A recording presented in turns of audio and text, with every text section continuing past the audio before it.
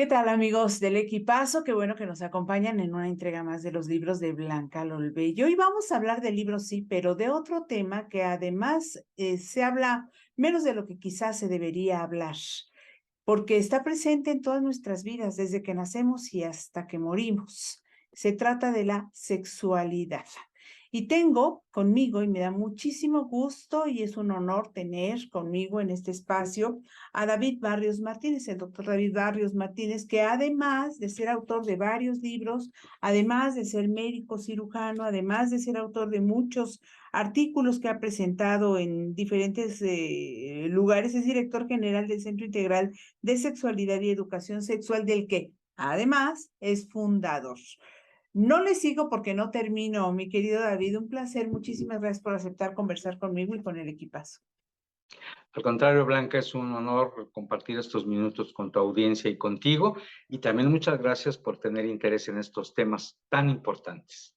Vamos a empezar por el final, digamos, por lo más reciente, que es este libro que tengo acá que se llama Senderos del Erotismo, Revelaciones, ¿qué tal, Revelaciones de un sexólogo profesional. Bueno, en este libro nos narras, David, un poco de tu vida y un poco de algunos casos y luego cómo evolucionan esos casos. Pero entre esas cosas que narras de la vida es, ¿por qué decidí ser sexólogo? Y yo creo que por qué decidir ser sexólogo responde a otras preguntas de por qué una persona va a ver a un sexólogo. ¿Me platicas un poco de esto? ¿Cómo no, Blanca? Mi interés en este libro es esencialmente el de divulgación. Tenía Mm. yo justo ese interés de que el público general, los estudiantes de diferentes licenciaturas, hombres y mujeres que tendrían vocación sexológica, penetraran al mundo de la sexología desde la vocación de uno de sus representantes en México. Yo tengo más de 40 años en este oficio. Y también el poder mostrarle al público lo que ocurre en el interior de un cubículo profesional de la sexóloga, del sexólogo, sin que revelásemos aspectos de privacidad y confidencialidad que son, para usar un término no laico, absolutamente sagrados. Entonces, entren a mi consultorio, entérense de lo que pasa ahí, sepan que hacemos divulgación, investigación, que hacemos educación sexual, conozcan más de cerquita una profesión tan, vamos a llamarle mitificada, como es la sexología.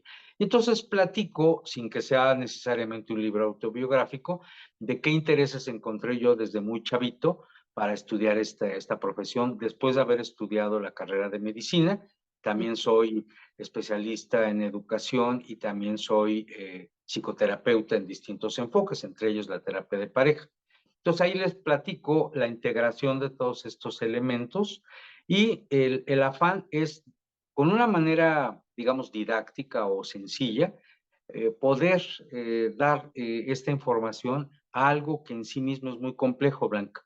Hay complejidad en el tema sexológico, entre otras cosas porque una serie de tabúes, de estereotipos, de mitos, de concepciones equivocadas siguen privando en México y en otros lugares del mundo en el siglo XXI. Entonces, a mí se me hace muy importante la tarea de divulgación. Por eso también te agradezco mucho este espacio para poder platicar libremente sobre estos temas. Hablando de los tabúes y hablando de la sexualidad y de tu experiencia de 40 años, van dos preguntas. Por un lado, ¿qué tan frecuente es la visita de las personas que acuden por algún problema en el desarrollo, desempeño de su sexualidad relacionado, muy relacionado con los tabúes, con estas cosas, con esos preceptos que nos inyectan desde muy temprana edad? Esa es una pregunta. Y la otra, en 40 años, ¿ha evolucionado no solo el concepto de sexualidad, sino la forma de ver la sexualidad e incluso la sexualidad misma en su desempeño de las personas, de la sociedad? Bueno, mira, probablemente las dos preguntas se formen parte de la misma respuesta.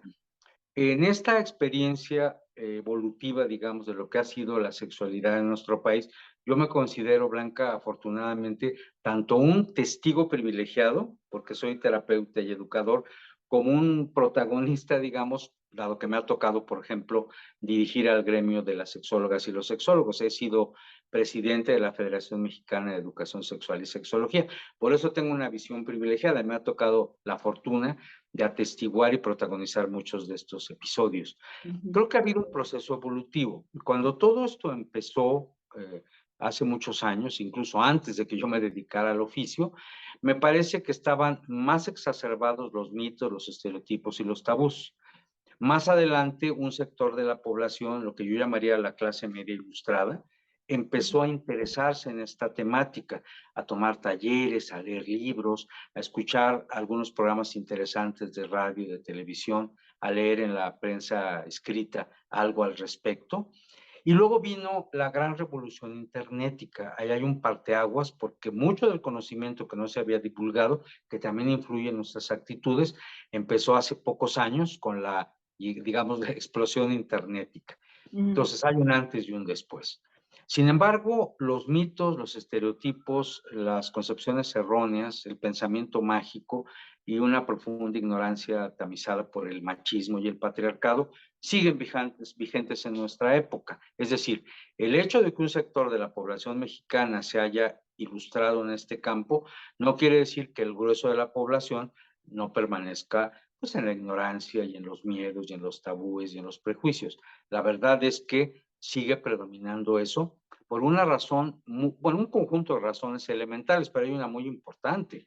Apenas en junio del año 2019, o sea, hace poquitísimo, Sí. fue incorporado al texto constitucional en el artículo 3º la educación sexual obligatoria como parte de ese artículo 3º, pero además una educación sexual científica, humanista, con equidad de género, libre de prejuicios, y a mí me parece que hoy por hoy está siendo letra muerta. Cuando la educación sexual se formalice, se convierta en una real política pública que incida en todos los sectores de la población, cuando se convoque a las y los especialistas en este campo para echarle la mano al profesorado, a maestras y maestros que yo, por cierto, tengo en muy buena estima, pero me parece que tienen mucho que desarrollar para poder dar educación sexual, entonces nos vamos a ir acercando a ese ideal de una educación sexual que reúna pues 4 elementos cuando menos, es decir, equidad de género, respeto a la diversidad,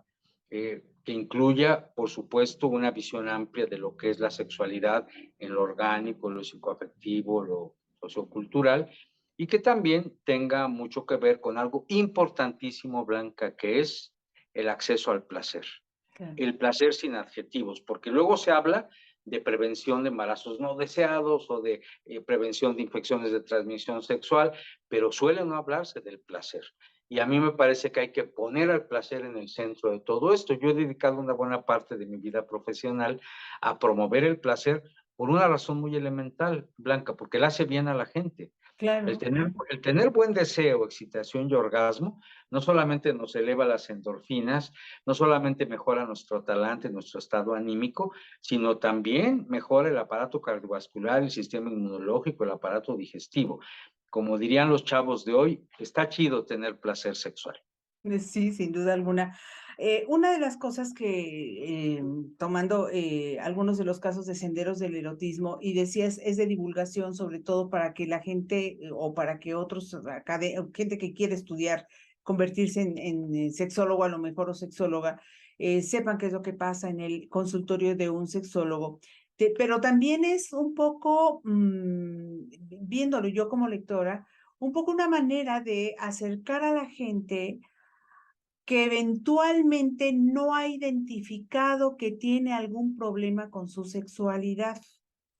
¿Sucede esto con frecuencia? Me refiero a que la gente no sepa que tiene un problema con el desarrollo de su sexualidad y que ciertas cosas que están limitando eso que marcas tan importante que me parece que sí lo es, la obtención de un placer saludable, sano y saludable al mismo tiempo, no se le da a esa persona. Pero esa persona piensa que pues es normal por un montón de cosas, de razones. ¿Pasa Sí, con sin duda. frecuencia? La respuesta es sí. Mira, Sí. voy a poner un ejemplo. Ajá. Muchas mujeres en el medio mexicano o son anorgásmicas, es decir, carecen de placer orgásmico o carecen o tienen poco deseo sexual. y han construido la idea peregrina de que pues eso así es, que así Dios lo mandó, que las mujeres así son, y cuando se van enterando que hay otras mujeres, Mm, otras congéneres en el sentido estricto del término, que sí disfrutan de su cuerpo y del placer que emana del mismo, dicen, yo, ¿por qué no? Yo, ¿por qué no tengo ese acceso al placer que mi comadre o mi sobrina tienen? Y ujú. entonces es cuando empiezan a hacer conciencia de ello y acuden con la sexóloga o el sexólogo. Pero a veces pasan muchos años antes de hacer esa conciencia. Entonces, en efecto, hay personas que no la han construido, no tienen la menor noción de que las cosas pueden ser distintas, y esto es particularmente importante en el placer. Hay muchas mujeres con disfunciones como la ausencia de orgasmo o la pleorgasmia o la ausencia de deseo, que no conocen su cuerpo, que Ujú, no saben cómo erotizarse, cómo tocar el clítoris y el cuerpo todo, que además si se combina con muchos machos mexicanos que son pésimos amantes, ujú. que en vez de acariciar, de besar, de decir palabras sugerentes, se van, como digo yo, a lo que te truje, chancha. Mm, Un coito insípido y apresurado, además con eyaculación inmediata, y de esa manera como la pareja, sea permanente o sea esporádica, cómo va a aprender de su cuerpo y de su placer cuando es una condición tan miserable de erotismo. De hecho, hay muchas sexólogas y sexólogos contemporáneos que hablan de la miseria sexual de mexicanas y mexicanos. Entonces, sí, esto nos debe llamar poderosamente la atención y, repito, poner al placer en el centro. No nada más es prevenir infecciones y embarazos no deseados, que ya sería un gran avance educativo. mm. También creo que debemos ser promotores de un placer respetuoso, responsable, al que todas y todos tenemos derecho, independientemente de cuál sea nuestra orientación sexual. Híjole, yo tenía esta pregunta por ahí guardada, pero me has revelado una frase impresionante. La miseria sexual de mexicanas y mexicanos. La pregunta era si la sexualidad es universal, es decir, todos los seres humanos nos desarrollamos igual sexualmente, o varía el desempeño sexual en las distintas culturas. Me has respondido. Evidentemente varía, ¿verdad? Absolutamente. Ahora, debo hacer una acotación que considero importante, Blanca.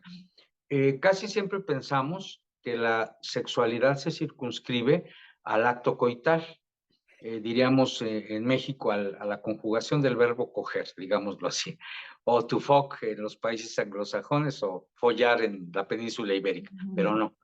El erotismo que incluye el contacto de los cuerpos en aras del placer es una partecita muy importante, pero solo una partecita de la sexualidad como un todo. La sexualidad contiene cuando menos 5 elementos, que son, a saber, el sexo, que son aspectos biológicos, el género, que es una construcción psicosocial, incluye también la reproductividad, por supuesto, los vínculos o las relaciones de pareja y el erotismo, que a su vez se subdivide en 3 grandes instancias importantísimas, que son el deseo, la excitación y el orgasmo. Entonces, cuando la mayor parte de las personas hablan de sexualidad o hablamos de sexualidad, nos estamos refiriendo en realidad al erotismo, al deseo, la excitación y el orgasmo. Ya cuando vemos esto como un todo integrado, observamos que se torna más complejo y por lo tanto fascinante, no solamente en su estudio, sino en su vivencia, que es una de las razones, volviendo a tu pregunta inicial, por las que yo me animé a escribir un librito de divulgación, digo librito porque es pequeño, Sí, llamado sencillo. Senderos del Erotismo, precisamente para comunicar de manera sencilla esto que estamos conversando, pero que en el fondo reviste complejidad.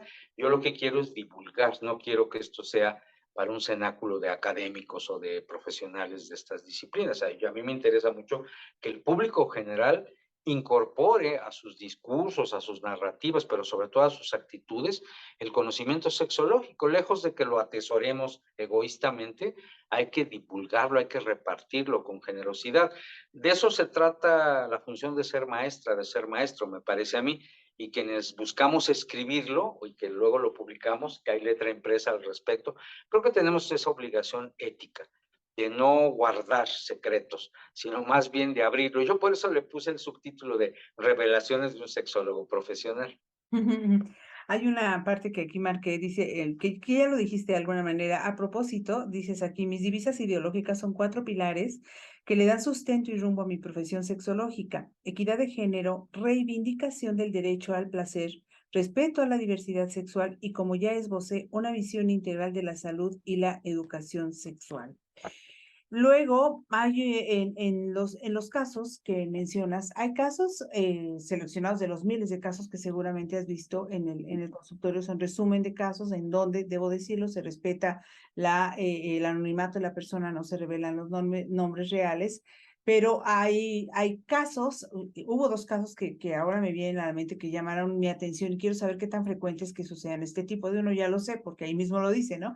Pero vamos a comentarlo con nuestros amigos del equipazo. Uno es el caso de dos jovencitos, adolescentes, que tienen encuentros sexuales, que como seguramente les pasa a muchos, aquí tenemos en México un gran problema con los embarazos en jóvenes adolescentes, embarazos no deseados y todas las consecuencias que hay. Pero esos dos jóvenes se quieren mucho, ellos quieren seguir teniendo relaciones sexuales, pero quieren saber cuidarse. Y lo que han notado es que después del susto que se llevaron cuando tuvieron aquellas primeras relaciones sexuales y estaban esperando que llegara la menstruación de la chica, cuando llegó respiraron, pero muy inteligentemente me parece, deciden ir a ver al sexólogo para que les diga cómo pueden hacer para evitar un embarazo no deseado, porque si bien quieren hacerlo, ella quiere ser mamá a futuro, pues no por ahora. Lo dicen muy bonito y me parece que es una actitud, siendo adolescentes, súper madura. Y luego está el caso de una mujer que no se siente atraída por su esposo, que no tiene satisfacción con el esposo, pero que un día conoce a una mujer y siente algo diferente con esa mujer y de pronto, para sorpresa de ella misma, empieza a serle infiel a su esposo con una mujer. ¿Qué tan frecuentes son este tipo de casos que pareciera así, si no tienes experiencia, que son muy eventuales? Sí, bueno, ambos son frecuentes. Me Mm, gustaría empezar con el primero para decirte que nunca ha estado reñida la libertad sexual con la responsabilidad. claro. De hecho, a mayor información y educación, las y los jóvenes adquieren mayor responsabilidad sobre su propio cuerpo, su placer y la evitación de problemas serios de salud sexual. Como sabes, la incidencia en México de embarazos no deseados en población adolescente arroja la cifra más o menos de 400,000 embarazos cada año, la mayor parte de ellos involuntarios, indeseados y del todo inoportunos, porque tiene que ver con, pues no solamente con interrumpir los estudios de secundario, de prepa, sino sobre todo con cancelar muchas potencialidades en la vida. Es saltar automáticamente de ser niña a ser mujer adulta, hombre adulto, Ujú. además con la responsabilidad de atender bebés, por decir algo, ¿no? Y por otro lado, sabemos que la edad del inicio de relaciones sexuales coitales en México siempre está por abajo de los 17 años, a veces mucho menor en el medio rural y en el medio citadino también. Entonces, el mundo adulto no debe cerrar los ojos ni querer tapar el sol con un dedo. Estos chicos cuya viñeta clínica has resumido, pues son chicos que querían hacerse cargo de su salud sexual y de su responsabilidad utilizando vida erótica protegida, en este caso el condón. Y el Mm, mundo adulto los repele, como diciendo, sí, qué barbaridad, los voy a acusar con sus papás, son lo unos narra, pecadores, etcétera. sí, Cuando realmente lo que merecen estos chicos es un aplauso. claro. Están responsabilizándose. Queramos o no queramos los adultos, Blanca, los chicos y chicas están teniendo encuentros sexuales. ¿Qué mejor que sea con educación, información y responsabilidad? Yo particularmente, como miembro de este mundo adulto, yo quisiera que hombres y mujeres muy jóvenes postergaran el inicio de su vida sexual. Y fíjate que hay estudios muy interesantes a nivel mundial que demuestran que cuando hay educación sexual formal desde etapas tempranas del desarrollo, los chicos y chicas suelen postergar, suelen posponer el inicio de su vida sexual. Esto lo comento porque algunos grupos conservadores en México postulan lo contrario. Dicen, bueno, si les damos educación sexual a los chicos y a las chicas, si les damos acceso a la metodología de vida erótica protegida, esto va a ser Sodoma y Gomorra, horror al crimen, etcétera, etcétera. Y es exactamente al revés. Por Ujú. eso es muy importante basarse en la ciencia y en el humanismo, no en las consejas populares ni en las visiones conservadoras que tanto daño le han hecho a la humanidad a lo largo de la historia. Y el segundo caso, el que me decías, de una, voy a poner entre comillas grandotas, una conversión de una orientación sexual a otra, bueno, no es tal, sino que esta persona que no tenía el menor atractivo por su cónyuge, hombre, descubre en una etapa no tan incipiente, no tan joven, que le atraen las mujeres y particularmente una de la cual se enamora. En otras palabras, es un descubrimiento de su verdadera orientación erótico-afectiva, de su verdadera preferencia. A esta mujer le encantan las mujeres y se enamora de una de ellas. Ujú. Estos descubrimientos en la tercera, cuarta, quinta década de la vida no son nada extraños. En terapia sexual, Blanca, los vemos con relativa frecuencia. Yo lo que traté en Senderos del Erotismo es poner como casos ejemplares, viñetas pequeñas, Ujú. sintéticas, que fueran ilustrativos para el gran público, digamos, de lo que vemos las y los sexólogos en el cubículo y en el consultorio. No quise presentar cosas que eran como rarezas epidemiológicas o cosas muy excepcionales. Y estos dos Claro. casos que seleccionaste para esta pregunta, me parece que son idóneos para comentar esto. Son dos circunstancias muy, muy, muy frecuentes. Fíjate. Sí, y la gente que bueno, prejuicia y pareciera que no. Ahora, más allá de senderos del erotismo, hay un tema del que yo quería platicar a propósito del Día de los Abuelos. Un poco a propósito del Día de los Abuelos, pero tampoco lo quiero circunscribir estrictamente ahí. A lo que quiero referir más bien es a la vida sexual varía conforme vamos evolucionando en nuestra vida. Es decir, la vida sexual de los 40 no es igual que la de los 20, ni será igual que la de los 60.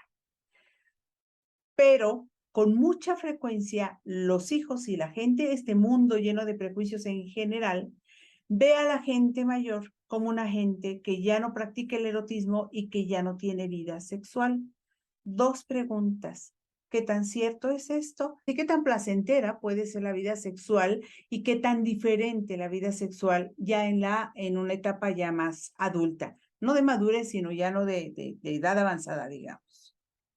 Bien, mira, Blanca, yo hace algunos años pronuncié una frase en un programa en la televisión en México, Ujú. concretamente en el Canal 11, en un programa llamado Diálogos sin Confianza, que Ujú. resultó de alguna manera pues clave en la comprensión de este problema. Yo dije, el erotismo no envejece, Eso. la vida sexual no tiene fecha de caducidad. Y no solamente creo firmemente en ello, sino que hay muchas pruebas científicas de que eso es real. Ujú. Ahora bien, también es real que muchas personas de nuestras edades, yo soy un hombre mayor, tengo 68 años, cancelan o disminuyen muchísimo su vida amorosa y su vida sexual, pero no porque haya razones médicas, éticas, clínicas de algún tipo que lo justifiquen, sino por algo nefasto, que es un síndrome social discriminatorio llamado ancianismo o edaísmo. Es decir, mucha gente joven tiene prejuicios sobre las personas mayores. Vieja lagartona, este viejito rabo verde, Sí. tú ya qué vas a pensar en eso si eso era cuando eras joven, ya no tienes que estar enamorándote ni teniendo relaciones sexuales. Es una grave discriminación muy semejante al sexismo, que es la discriminación por género, o el racismo, la discriminación por etnia o por color de la piel. En nuestras culturas se privilegia a la juventud. Sí. Es más, se expone a la juventud como, como la representación de lo que es la plenitud en la vida. Y quiérase que no, se menosprecia el paso de los años. Mm. Entonces, ¿qué es lo que sucede? Si se privilegia a la juventud, si la sociedad de consumo enfatiza que hay que tener la piel lozana, carente de arrugas y el músculo firme, pues las personas que no tenemos esas cualidades porque el paso del tiempo nos ha cobrado facturas, podríamos nosotros mismos, las personas mayores, introyectar esa idea y hacerla nuestra. Decir, híjole, a lo mejor mis nietos tienen razón, yo ya que tengo que estar buscando pareja y teniendo encuentros sexuales. No solamente eso ya pasó, sino además puedo decir, ya no me lo merezco, soy un viejito, soy una viejita, ya que tengo que estar en eso. Entonces, el introyecto de personas mayores del ancianismo, más los prejuicios y discriminación de la gente joven en general, crea todo este ancianismo, este edaísmo que tanto daño le ha causado a las personas. Ahora bien, cuando vemos científicamente hablando, humanistamente hablando, cómo es la posibilidad de enamoramiento y de amor de las personas mayores, es plena. No hay Mm, ninguna restricción. Una persona de 60, 70, 80 años perfectamente se enamora, ama y se erotiza. Que hay cambios en la respuesta sexual de nosotros y nosotras, las personas viejas, sí, indudablemente. claro. ¿Como cuáles? Bueno, a lo mejor la lubricación vaginal tarda más en producirse y requiere más estímulo. A lo Ujú. mejor la erección peniana también tarda más. Quizá el vigor de las contracciones musculares propias del orgasmo disminuye el tono, no es igual que cuando teníamos 35 o 40 años. Probablemente nuestra erotización es más tardadita que la que teníamos cuando éramos jóvenes, pero esto no nos quita ni un ápice el placer, Blanca. El placer se adapta a la nueva circunstancia, pero no hay por qué renunciar a ello. Yo he tenido muchos consultantes, ya te imaginarás, en estos más de Sí, 40 años, bueno. Ujú. de la tercera edad, de la edad madura o adulta mayor, que se enamoran, que aman, que tienen encuentros sexuales y que cuando les damos la buena nueva de que tienen derecho al placer y que no tienen que avergonzarse de lo que sienten, de lo que experimentan, el mundo cambia, digamos que se alivianan mucho y viven su erotismo con mucha felicidad. Entonces, esa es la buena noticia. Ahora, que se requiere mucha educación sexual, como dijimos, porque mira, hay un fenómeno aquí de carácter social y demográfico muy interesante. La pirámide poblacional en México se está invirtiendo dramáticamente. Ahorita predominan los jóvenes, niñas y niños, y jóvenes adultos. Pero en un lapso muy corto, hay gente que lo calcula en 80, otros en 150 años, el patrón va a ser muy diferente y van a predominar en México, como ya pasa en otros países, las personas adultas, maduras y adultas viejas. Luego, entonces, desde ahorita, seguramente entre tu público hay mucha gente joven, yo les propongo que concienticen que así como me ven, se verán, que van a llegar a ser adultos mayores y que hay que irse mentalizando desde acá arriba y también con los sentimientos, porque van a acceder a, esa edad, a esas edades. Hay que empatizar con las personas mayores, hay que dejar de estigmatizar y Sí. discriminar, hay que respetar el amor y el erotismo de la gente adulta mayor. Y así vamos a ir construyendo un mundo de respeto a esa forma de diversidad y seguramente se van a ir preparando las y los jóvenes de hoy para su adultez mayor de pasado mañana. O sea, el tiempo se pasa volando según nuestra percepción y muchas personas que nos sentíamos jovencitos hace poquito tiempo, ahora ya no lo somos. Hay que concientizar eso y a mí me parece muy importante que ustedes, Blanca, desde los medios de difusión, impulsen esa noción de que el erotismo no envejece, de que el erotismo no tiene fecha de caducidad y que las personas que somos adultas mayores tenemos derecho a la felicidad. Ah, qué bonito. Yo creo que con eso podemos terminar esta conversación. Yo no quisiera terminarla, pero todo lo que empieza termina. Quiero hacer dos cosas. Por un lado, recomendarles a nuestros amigos la lectura para empezar a conocer, si no lo conocen, a David Barrios Martínez, al doctor David Barrios Martínez. Es un libro de menos de 150 páginas, por eso él dice librito, porque está, y además él es súper fácil, está muy interesante. Cada hoja, de verdad, se la van a beber muy fácilmente. Quizás después de leer ese libro, cambie nuestra visión de la labor de los sexólogos, que dicho sea de paso, me parece que no hay muchos en México. Nos hacen falta sexólogos y sexólogas. Y también educarnos para ir a verlos, admitir que necesitamos ir a verlos cuando eso se requiere. Y luego comprometerte, mi querido David, para que en unas 3 semanas, en un mes, en septiembre, estemos hablando de este otro libro maravilloso que no puedo dejar fuera. Y creo que no, Claro que no. ¿verdad? En las alas del placer. Híjole, Este cómo he libro aprendido, ¿eh? Cómo he aprendido también. me parece un libro importante, no porque yo sea el autor, Blanca, sino por la temática que contiene. Y con mucho gusto atenderé tu invitación. A mí me gusta, como en este caso, tener entrevistas inteligentes. Te agradezco mucho la agudeza, la inteligencia, la sensibilidad para platicar con este sexólogo. Y me encantará estar contigo, con el público de tu espacio próximamente. Muchísimas gracias por tu interés en este tema y por la amena conversación. Pues muchísimas gracias a ti, un placer, un orgullo, un honor. Nos vemos en un mes. Claro que sí. Un abrazo, Blanca. Que todo marche muy Igualmente, bien. un abrazo, amigos del equipazo. Muchas gracias y hasta la próxima entrega.